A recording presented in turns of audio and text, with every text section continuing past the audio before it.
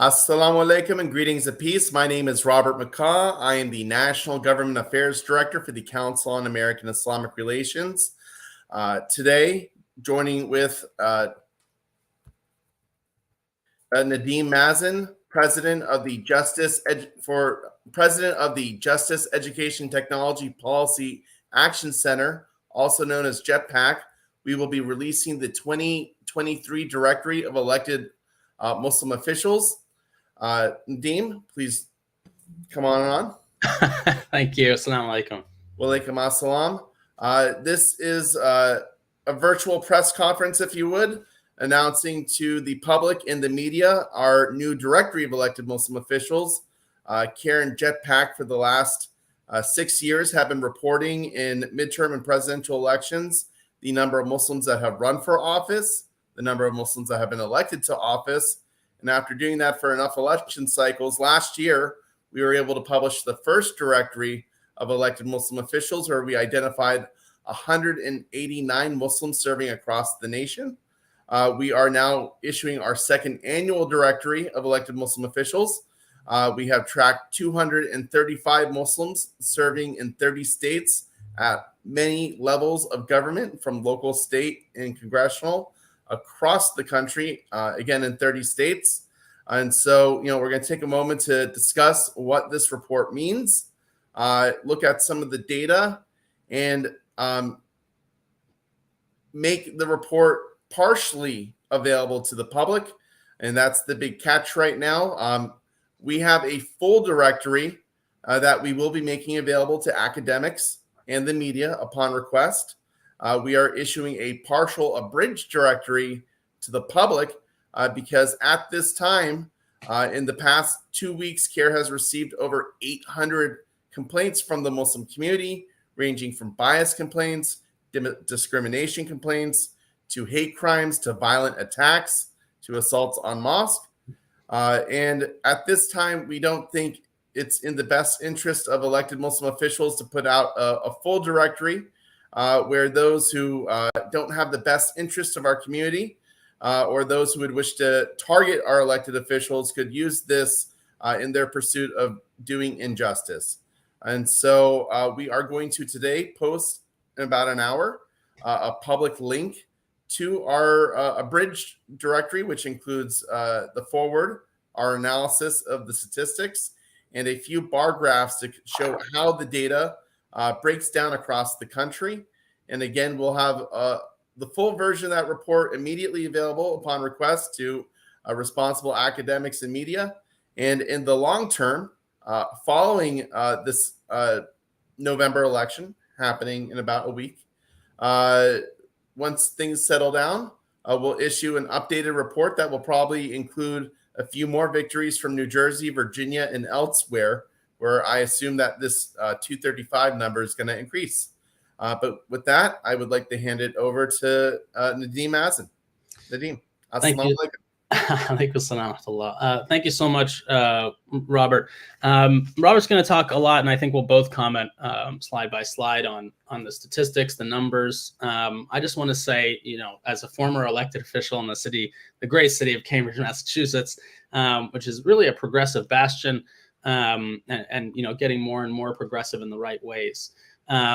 That no matter where you are, it's very hard fought often to win these seats, and it's very hard work to keep these seats. It's even harder work to be of service to your community, to do so in a fair, impartial, and representative manner.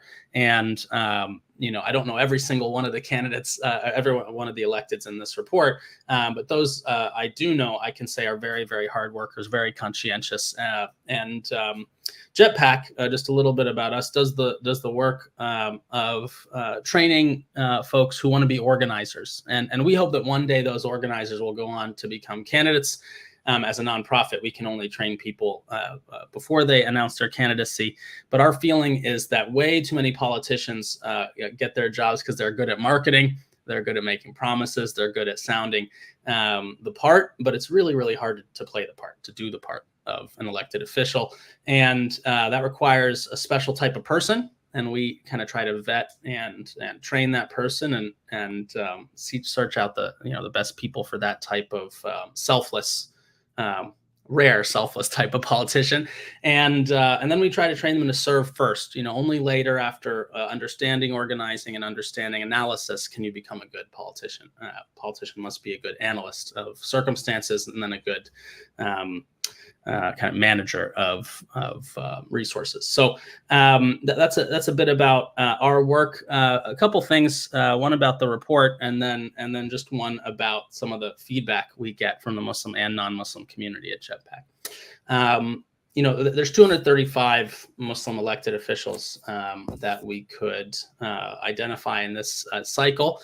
And it might sound high. It's certainly an increase, but my feeling is that, we have about 3.5 million Muslims in this nation, over 300 million people now in the United States of America. We're over 1% of the population, but we are 1/20th of 1%, actually less than 1/20th of 1% of the elected positions in the United States. Even if you chop off half of those as, you want to say half of those are maybe smaller towns, or there's not a Muslim in that town or something, we still have 10x to go to reach parity, to reach equity. What we then hear when we say, hey, that's important work for the United States, to see more Muslim elected officials, just any American should care about that type of thing. We often hear people who, might not have a lot of Muslims in their community, or don't know much about the religion or the people. They're skeptical. They don't realize it's just like being a Christian in America, or a Jew, or a Buddhist, or a secular humanist, or an atheist, right? It's that you've got your own way of doing things, but you're an American. You're patriotic. When I was in office, I'm a fairly strict constitutionalist. I like to know what those mean. I took comparative constitutionalism in college. People say, why support Muslims? Why shouldn't an American, Muslim or non-Muslim, support a Muslim candidate, train a Muslim candidate, care about this report in general? And, we say that basically Muslims are an important part of this fabric. There is a huge misunderstanding about what Islamic values are, often because of demagoguery on Squawk Box and Shock Jock type of TV and radio. And we want people to understand that when JETPAC does the job of training folks to be selfless and conscientious and service-oriented community organizers, someone looking at a Muslim-affiliated organization might say, why Muslims? Why train Muslims to be the best organizers? Or why should a voter care about a Muslim elected official? Why not care about all the elected officials or the best elected officials? And what we say is, often in our minority communities that are working so hard in school, in service, often when you grow up with less, or you grow up in a minority community, you put others before you, you put others of every stripe before you. And often a Muslim candidate is the best candidate, and those are the folks that we're trying to highlight.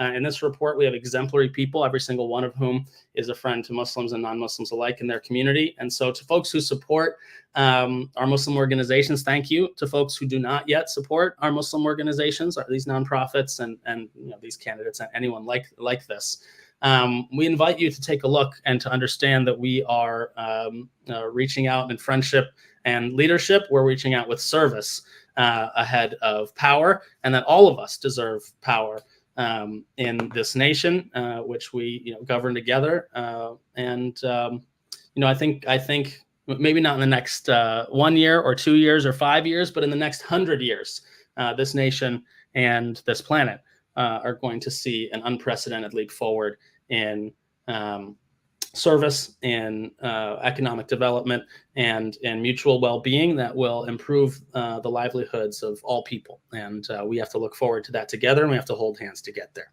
Thank you. Back to you, Rob. Thank you. And I'm just pulling up our slideshow where we are able to break down our data, which I'm very excited about. And I think I've mastered technology. Excellent. Great. So we're going to start this from the beginning. This is the cover of our directory. It gets better every year. When we talk about a breakdown of, in which states Muslims are represented, there's a lot of accomplishments that we're making right now as a community. And you can see, where you might expect it in California, in New Jersey, which has the most elected Muslim officials, in Minnesota, elsewhere. We are getting the representation that our community should have. And there are other states where, we can see, like Florida, there's just one elected Muslim official we could identify. And I know for a fact that there are thousands, tens of thousands of Muslims in Florida, and we can do a better job. So I look at this nationwide picture, and for me, it really it paints a picture of, you climb a mountain and you say, yes, I have success. A year ago, we tracked 189. We now had nearly a 20% increase. We're at 235, but you look yonder and there are greater peaks to, get to. And so we're excited to display this information, but at the same time, we view this as a challenge. There needs to be more than one Muslim elected official in Oklahoma, Colorado, Arizona. Every one of these states has a bigger Muslim population that needs to be represented. Nadeem? Yeah, also the comparison between states is so interesting, as you said. Of course, all these numbers need to be 10x for us to be within striking range of equity and parity with the general population, or a proportion of the population. Florida is low, but to some extent, Georgia is on track. Illinois has a huge population of Muslims and a powerful population, so feeling low. Texas very low for its population. Even California low, where you would expect a lot more. Even though it's a very large and very populous state, there are some very consolidated areas there.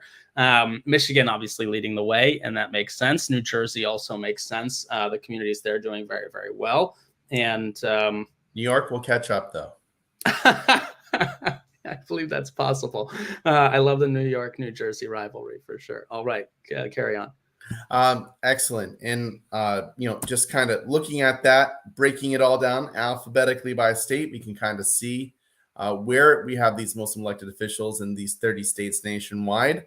I would like to add, I just saw a flyer that listed out nearly 20 Muslim candidates running off year in Virginia right now. So there's a lot of hope there that these numbers will continue to increase. But as we can see, top states by headline numbers, we have 49 in New Jersey. We have 36 in Michigan, 26 in California, 17 in Minnesota, 15 in Illinois, 11 for now in Virginia, and 10 in Pennsylvania. And some of these are also very contentious election year states. And so that really shows how Muslims are mobilized in their backyard, in these communities, and also in places where they can catch up. Well, politics is local, as we hear from from our home state in Massachusetts. I'm here in Massachusetts. I just want to point out that for a state with a somewhat smaller and significantly less powerful, in terms of financial wealth, community compared to other states, Massachusetts, proportionally speaking, leading the way in terms of elected officials at various levels. Absolutely. And then this was the surprising statistic, but I really shouldn't be surprised when I look at who is leading in our community. We broke down all of our electeds by a number of characteristics, and gender really stuck out. And so 95 out of the 235 elected Muslim officials are women, and that makes it about 40.4% of the community. Now, I'm never going to be happy until we have an even distribution, 50-50 all the way across the board. But in comparison to how we as a country are doing in electing women, the Muslim community is well ahead of the nation, where at the municipal level, only 31% of Muslim women are elected into office, and that number drops for Congress, where only 27% of congressional offices are respectively held by women. So again, I think it's a good sign for the community where we're making sure that we are investing to inspire, both men and women to run for office, and we're getting near parity for that. Nadeem? I was going to say something anecdotal. Growing up, we were pretty far away from the local Sunday school, but all of the classroom leaders and people who had the most profound effect on my experience there were women. And when we see some of our most committed and conscientious organizers in the local community now, Aya Azubi is running in Cambridge, Massachusetts. I think we'll make up that ground and reach parity quickly. I have a 5-year-old daughter. She argues for everything in this house. She's going to be a natural attorney. I hope one day we'll inspire her to run for office, but I have no doubt she would beat any opponent right now. Get her into JETPAC and get her into organizing. God help us. We will. More people arguing for a living. So I want to point out, why is there such a large nonpartisan level of party identification when we're looking at Muslim party affiliation? And here, a lot of Muslims in office are actually in nonpartisan elected positions, and that includes school board. There are I think there's some information gaps that we have right now for state elected that we're trying to narrow in on and can do on the updated report. But we can see for, elected officials, that caucus Democrat, it is higher than Republican, but, these are some statistics we're trying to clarify. It gets a little harder at the local level, though, where the majority of Muslim officials currently are in office. Yeah, I mean, for next year's report, we should probably do a survey where we ask the officials, though your position is officially nonpartisan, do you have an endorsement in upcoming elections? And their endorsement will indicate their affiliation. In Cambridge, it is a partisan race, or at least you can announce your party affiliation formally. And I ran my first term, despite voting most of my life a Democrat, and that's not an endorsement from my official position as a nonprofit president. It just happens to be true.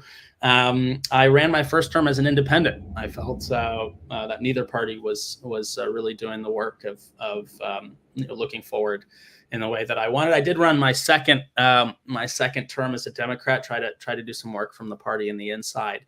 But I will say that a lot of Americans, I think, feel disaffected by both parties. And I think to a great extent, the higher you go up the food chain in Washington, the more the government is seen as extracting resources rather than planning to increase, economic well-being for all people. And I think I certainly think that their elected officials have their work cut out for them, restoring faith in government, whatever party or nonpartisan role you fill. And jumping into that breakdown of officials at these higher levels in Congress, I think we could name off our hand who our 3 U.S. representatives are. Congressman Andre Carson and Congresswomen Rashida Tlaib and Ilhan Omar. But, what I was, happy to see is this growth in Muslims in state legislature. The more representatives you have in the state legislature, the more likely you're going to see future members of Congress. And we are seeing growth. So we found that there were 33 state representatives, 13 state senators, 46 overall for Muslims serving in state legislatures. And I do believe that number will continue to grow. You can carry right on, Robert. Yep, there we go. And then this was a really interesting breakdown of where Muslims are serving at the local level in leadership. And so in local cities, we've identified 2 mayors that are in a full executive position. And then we found a mix of 12 council chairs, city council presidents, city council mayors, 6 vice positions. and then 73 council members overall. When you add it all together, that's 92 Muslims serving across the country as local elected officials. And this is really a strong statement of community involvement at the local level, earning the trust of their neighbors to represent everyone. Thanks, Robert. I'm going to talk about something that's not on this graph here, and Sure, please. It's the type of city clerk, city administrator that's not elected, right? And those appointed positions are, at the top you have city clerk, but there are many clerks under the city clerk. There are many administrators, and in the city of Cambridge, there were many workers tirelessly putting together the accounts and the receipts and doing the community engagement and the architecture and to run a city, to run a town, to run a state, to run the nation. When I talked about the lack of faith in government, on the other side of that, the people who are making the sausage, as they say, making the halal sausage, on the inside can see how tireless and hardworking folks are. And so while it's extremely important to see all of these electeds, that the presence of that one elected city clerk just makes me want to say to our viewers that there are also hundreds, thousands, maybe more administrators and workers in government who are Muslim. And that's a wonderful thing. Maybe one day we want to find a way to count that, and that those who are looking askance, looking side-eyed at the government want to be in touch with Muslims and non-Muslims who do that work every day and who are proud of that work and who are doing their best to lift up all of our quality of living through the work of government at all levels. Well, here I'm just gonna make a plug. Please donate to JETPAC. Please donate to CAIR. We put these reports together with the hard efforts of our staff and also a number of really smart interns. But the better we're funded, the better we can put our resources into tracking this type of information. I really like this number just because there's a lot of discussion right now about school board members and the tough decisions they're having to make across the country. And it just shows that, Muslims aren't only involved in the city council, but are taking an active role in their children and communities' education. And we can kind of break that number down by, a high number, 48 board chairs, presidents, 5 assistant board chairs, 2, president. Oh, actually, that's a mix up on our chart. It should be board president chair 2, vice chair 5, and we'll fix this, but it should be then board members 48. There we go. That's the correct titling. Okay, makes sense. Yeah, we'll correct that. Makes a lot more sense there. In the report, yeah. Well, can't publish a multi-page report without a couple revisions. No, always happens. Even of the big think tanks, I think. But we'll fix that post. Sure. When I ran, I thought I talked a ton about education, and we were hearing from folks. Well, this first-time candidate doesn't know it's the school board that does education, and it's the council that does the rest of the ordinances and those other things. And I shot back, hey, a third of our budget in the case of Cambridge, some 150 million at the time, and now it's more, comes from the whole city budget, and it's every single person and it's every single politician that's going to take an interest in the well-being of our kids. And it turns out also that a ton of the education and a ton of the education gap is happening after school, out of school.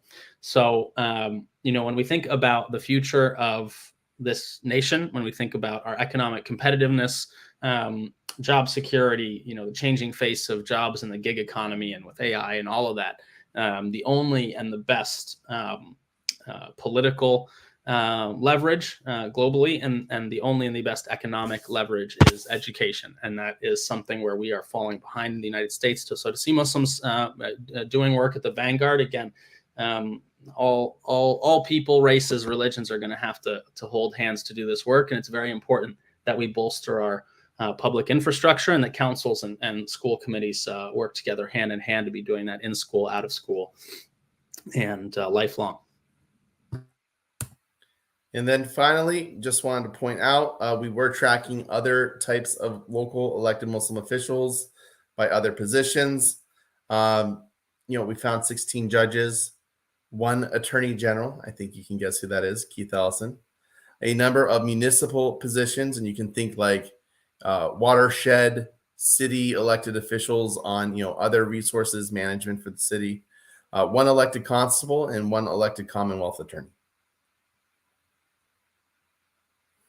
You can carry on. I was going to talk. That's it. We're going to go back to All our main presentation with you and me. Okay. Well, then I'll say something about that, because that one attorney general just reminds me of something. Sometimes Muslims running for office, I had some pushback my second election. A local hate group in New England actually, put a lot of money behind organizing against Muslims coming up and beginning to have power, and they'll publish anything they can get their hands on. They'll publish a recording, take it out of context, and then it still doesn't totally sound bad. I think they captured me at a local rally talking about everyone deserves freedom of religion or something like that. Hard to take that out of context. So they can't always do a good job, but sometimes they try. And when Keith Ellison was running for the head of the Democratic committee, I remember major politicians trying to cast aspersions on him. Of course, the dude's spotless, so that they were really grasping at straws. Eventually, they had to start fabricating stuff. I saw fabricated stuff on CNN, and so sometimes there is a little bit of we say Islamophobic, anti-Muslim is probably a better word, but sometimes people are just knee-jerk anti-Muslim. They don't know why. Things are changing. Who's that person? That doesn't look familiar to me. We haven't had that. We haven't had a Muslim head of the Democratic Party. What would that feel like? How would that change things, right? And sometimes the best person for the job doesn't get the job for that reason, just because of a little extra nudge from popular media, or there was I think a candidate in Massachusetts saw a push of last minute. They call it October surprise when it's done legally. It's when the other side will publish some negative press right before a November election, and that's legal. That's fine. You can put negative press out right before an election, but you can't publish something false and put it on a letter and then send that letter out through the postal service or drop it on people's front steps. That's a violation of postal law. It's a huge amount of libel. It's done by volume, and the Secret Service gets involved, right? When you actually, try to ruin an election by sending something that's false the day before the election by mail. So anyway, that type of thing happens. It's wild because it really only happens to one community anymore. It happens here and there to certain communities, but Muslims get it. Like you used to see it in the civil rights movement. So with the Black community. So of course that community certainly facing discrimination. But post 9/11, Muslims see discrimination that is not publicized, and then also see discrimination at a level. Given the level, it's surprising how little people know about it and how few resources are allocated to combat it, to give a fair playing field. So props to anyone who's had to face that from any community, but just giving a little bit of color about what's happening in our community for the last 20 years. And without diving into deep detail, when Keith Ellison ran to be chair of the DNC, he faced a lot of Islamophobic attacks. There was a lot of opposition research by Islamophobic groups like the Middle East Forum. We also found out later there were people spying on his campaign and donors and feeding information to hurt his candidacy. So what's wild? We had one of those on our campaign at the local level. Someone feeding to another group, and people will do anything. That's like a psychopathic behavior a little bit. Willing to do anything manipulative to get your way, and then kind of stonewall and talk your way out of it. And but the receipts are there. The Muslim community has receipts. It is happening. Mm-hmm. But fortunately for us, it doesn't get us down. We pick our heads up. I think absolutely. We don't really complain about it, but we want people to know about it, because work has to be done to even the playing field. And unfortunately, in some of these cases, law enforcement has to be called to do an investigation. Secret Service gets involved when it's election stuff. But I think it's very important that folks who have never heard about that level of the game and that level of attack, when politicians talk about how hard the work can be sometimes, I'd say it's only 10% of candidates probably and electeds who have seen that level. But when it gets to that level, it's extremely stressful, and it just increases the importance of that work and supporting them in that work. I want to point out that means 235 Muslims at all levels of government running for elected office. Some of them have had to work twice, if not more, harder to get those positions. And we see an incredible rate of return for Muslims that run for office. They actually have a higher than average likelihood of being elected after primary against competitors. And at the same time, I'm happy to report this 235 figure. But again, I expect more Muslims are going to see this number. And just like in 2012, after 8 years of the Bush administration and the ramped up weaponized Islamophobia that targeted our community, instead of Muslims, walking back or sheltering, it lit a fire in their bellies and they ran for office because they had groups like CAIR, JETPAC, others inspiring them to run for office, or in your case, even empowering them, giving them the tips, the tools of the trade to run a good, successful campaign. And so debt of gratitude from, us to groups doing that. Sure. But at the same time, I expect that as the nation right now is arguing about, how will this current conflict in Gaza affect Muslim sentiment for current elected officials? How is this going to play out in the next year? I think we're going to see even more Muslims be inspired to run for office with the vote of confidence of their neighbors outside the Muslim community to say, Joe Muhammad represents me, Aisha represents me, and we're going to see another breakthrough wave of elected officials.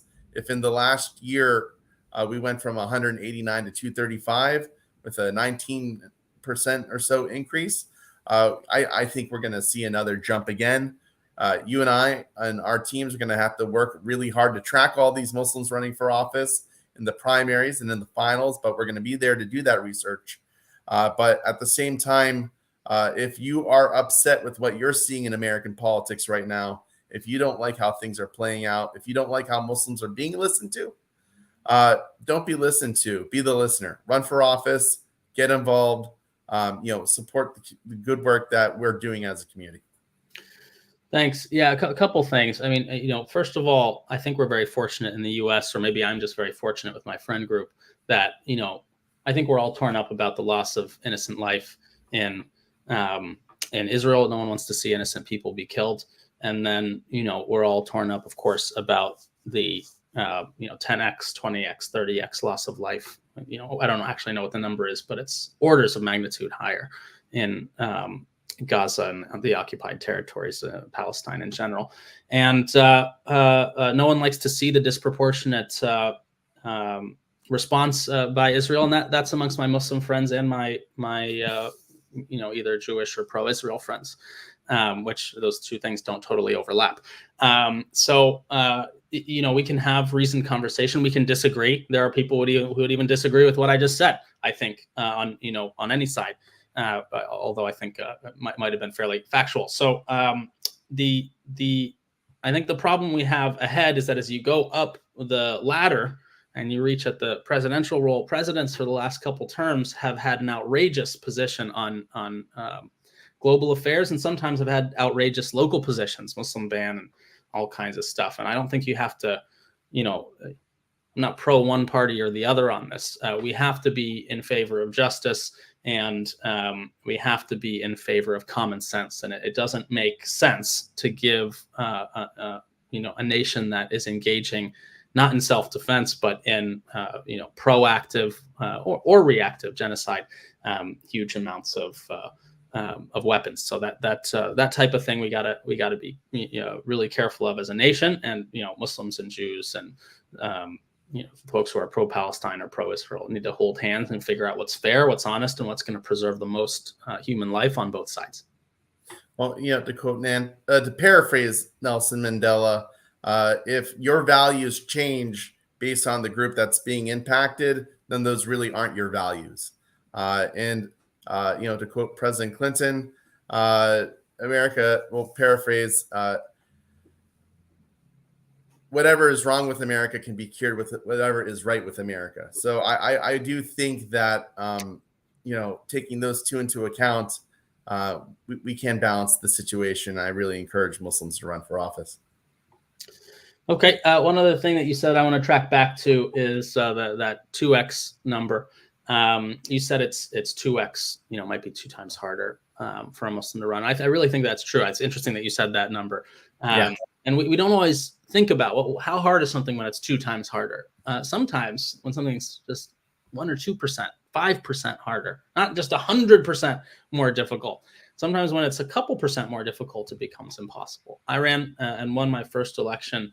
And there were some just slight, I think, anti-Muslim pressures, but also just running from a minority community, I found less support within my community than I expected. And, I didn't focus on that. I focused on representing all communities, but I found, it's very hard for a first-time candidate. I won that first election by, I forget what it was, 5 or 6 votes, but there was a recount. There was an automatic or at least expected recount that happened. And I picked up a few more votes in the recount. Thank goodness, and went on to represent the city.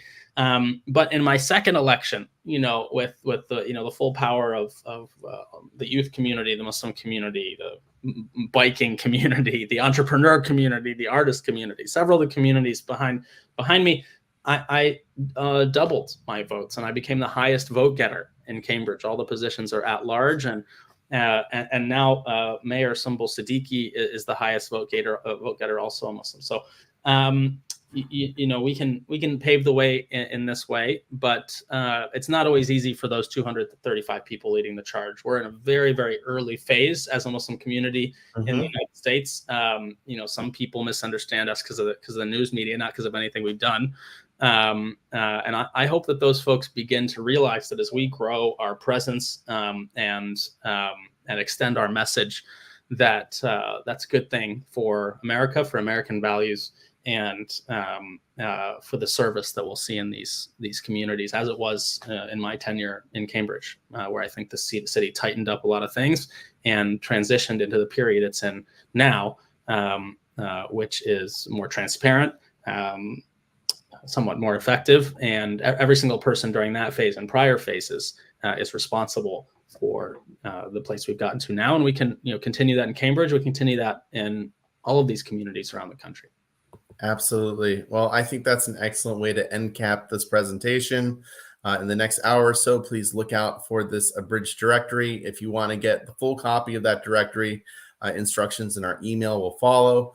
Again, my name is Robert McCaw. I'm CAIR's Government Affairs Director. And I was joined by Nadeem Mazen, who is president of the Justice Education Technology and Policy Action Center, better known as JETPAC. Thank you so much for joining us today. Assalamu alaikum to everyone that watched us. Assalamu alaikum. Thank you. Bye-bye.